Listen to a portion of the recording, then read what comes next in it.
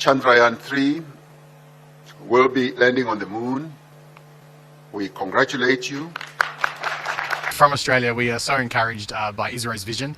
This is a very important mission, a very inspirational mission. Yes, Chandrayaan-3 is very important for not only for ISRO but also for Japanese people, because we are going to have the collaboration with ISRO based on the success of the Chandrayaan-3. It's happening. Yeah.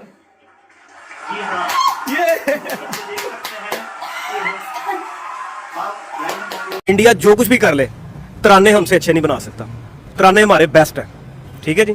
तरानों में हम आगे हैं, technology science में, IT में और कारोबार में, दुनिया को नई जिहतें देने में वो इंडिया हमसे बेशक आगे हुए, वी डोंट माइंड। तराने हमारे जो है वो सबसे अच्छे हैं और वो गुजरात के कसाई ने आज हिंदुस्तान का झंडा आपके चांद पे लहरा दिया, वो चांद जो आप अपने झंडे में बड़ा सजा के रखते हो। नहीं जा सकते। पाकिस्तान के जितने 25 करोड़ लोग हैं वो अभी चांद पर ही रह रहे हैं। अब मैं आपको बताता हूँ कैसे। ना चांद पर बिजली है, पाकिस्तान में बिजली नहीं है, ना चांद पर पानी है, पाकिस्तान में भी पानी नहीं है। और इंडिया यूनाइटेड नेशंस की जो परमानेंट सीट है उसका बड़ा स्ट्रॉन्ग अब कंटेंडर बन जाएगा इसके बाद। तो हम लोग अपने स्पार्को को उठा के देख लें कि स्पार्को ने आज तक क्या किया।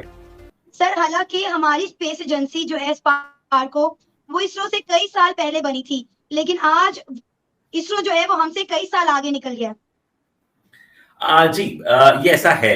आया कि अदर कंट्रीज इंडिया की खुशियों में इस तरह खुश होते हैं जैसे उनकी अपनी कंट्री की ये खुशी होती है। 23 अगस्त का दिन ना सिर्फ भारत के लिए बल्कि पूरी दुनिया के लिए बहुत ज्यादा अहम था। इंडिया ने आज पूरी दुनिया को पीछे छोड़कर तारीख रकम कर ली है। इनके लिए मौजूद हैं पंजाब यूनिवर्सिटी के स्पेस साइंस डिपार्टमेंट के प्रोफेसर डॉक्टर खालिद। बहुत कंग्रेचुलेट करूंगा और मुबारकबाद पेश करूंगा इंडियन कॉम को भी और स्पेशली उनके साइंटिस्ट को भी, बिकॉज जिस तरह से पिछला मिशन उनका फेल हुआ और उसके बाद फिर से एक ऐसी नई जो कंपैरेटिवली न्यू नेशन है चांद की एक्सप्लोरेशन की तरफ, उसने फिर भी हिम्मत नहीं हारी और ये सिर्फ 3 साल के वक्फे में दोबारा एक अटेम्प्ट की जो कि कामयाब भी हुई। So congratulations to them all. और तो ये बेसिकली चंद्रयान मिशन जो है ये उसके मुतालिक सैम्पलिंग करके और डाटा वहीं पे कलेक्ट करके भेजेगा वो भी, और वहां की टेरेन जो है ओवरऑल वहां का सिनेरियो इन कॉन्टेक्स्ट के वहां पे लाइफ की एग्जिस्टेंस क्या हो सकती है, लाइफ की कितना बाकी चांद के हिस्सों की निस्बत ये वाला जो साउथ पोल है ये क्यों अहम हो सकता है, यहाँ पे क्या एडिशनल सहूलतें मिल सकती हैं अगर वहां पे लाइफ को सर्वाइव करने के लिए अटेम्प्ट की जाए। तो ये सारा काम वहां पर होगा और इसीलिए ये जो साउथ पोल पे it was not just a stunt कि कोई साउथ पोल पे नहीं गया तो साउथ पोल पे जाना है। और इस कोशिश के अंदर बहुत सी पैसा बर्बाद हुआ, बहुत से दूसरे ममालिक का भी, यूएई ने कोशिश की, जापान ने कोशिश की, इसराइल ने कोशिश की, इवन इंडिया ने 2019 में अटेम्प्ट की। तो वो ऐसी it is not stunt, it is difficult to land here ना, क्योंकि यहाँ पर टेरेन बड़ी टफ है, वहां पर लैंडिंग बड़ी मुश्किल हो जाती है। तो यहाँ पे बुनियादी मकसद ये था कि अगर लाइफ की एग्जिस्टेंस मुमकिन हो सके चांद पे तो सबसे ज्यादा वो यहीं पे इस रीजन के अंदर मुमकिन हो सकती है। तो वहां पे वो सारे जो हालातों वाकयात हैं, पानी है किस किस्म का है, कौन सी गैसेस हैं, कितनी हो सकती हैं, क्या वहां पे जनरेट किया जा सकता है, ये सारी पॉसिबिलिटीज अब चंद्रयान-3 जो है वहां से मालूम करेगा। इसलिए it is not only important for India बल्कि ये पूरी दुनिया के लिए अहम मिशन होगा। सर, अब पाकिस्तान की अगर बात करें तो पाकिस्तान जो है वो स्पेस साइंस में और टेक्नोलॉजी में कहाँ पे एग्जिस्ट कर रहा है, तो डेफिनेटली इंडिया ने साइंस और टेक्नोलॉजी में जितनी तरक्की कर ली है आज पूरी दुनिया इंडिया को सराह रही है।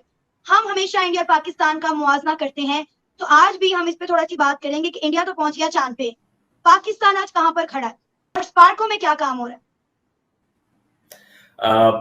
ये तो सबको पता है कि हमारी एक स्पेस एजेंसी है स्पार्को, लेकिन इट इज अनफॉर्चुनेट कि हमारे जो इकोनॉमिक सिचुएशंस थी वो कभी भी इतनी स्ट्रांग नहीं रही कि हम इतने बड़े मिशंस प्लान कर सकते, और बल्कि बहुत से जो बुनियादी तौर पे जो काम थे वो इंडिया ने रशिया के साथ मिलकर किए। इसी तरीके से अमेरिकन साइड से भी इनको सपोर्ट रही है। इनकी जाहिर है कि खित्ते के अंदर जो लोकेशन है वो उनको ये मौका फराहम करती है कि उसके तरफ जो बड़े बड़े जो जायंट्स हैं वो अपना झुकाव रखते हैं। तो पाकिस्तान के पास इस तरह से इकोनॉमिक सिचुएशन इतनी स्ट्रांग नहीं रही और कि इतना बड़ा प्लान अभी तक हम थोड़े से और फाइनेंशियल क्राइसिस। सर, हालांकि हमारी स्पेस एजेंसी जो है स्पार्को वो इसरो से कई साल पहले बनी थी, लेकिन आज इसरो जो है वो हमसे कई साल आगे निकल गया।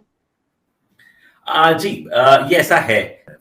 एक तो वो अपनी वो जो साइंस की एक रेस थी, एक सुप्रीमेसी थी, उसमें वो एक स्टेप बल्कि एक बड़ा जबरदस्त स्टेप वो आगे हैं। और वो जो बड़ी एलीट्स थी जिसमें अमेरिका या चाइना ये शामिल थे, अब ये ऑलमोस्ट, या रशिया, अब ये उस एलीट के अंदर शामिल हो गए।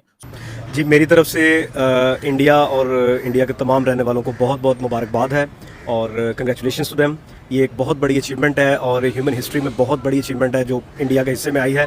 Fortunately they were lucky enough, no, उन्होंने मेहनत की है, उन्होंने एफर्ट किया है, उन्होंने सही ट्रैक पे वो चलते रहे हैं और अल्हम्दुलिल्लाह जी वो कामयाब हुए हैं। मेरी बहुत सारी वेल विशेज़ हैं उनके लिए।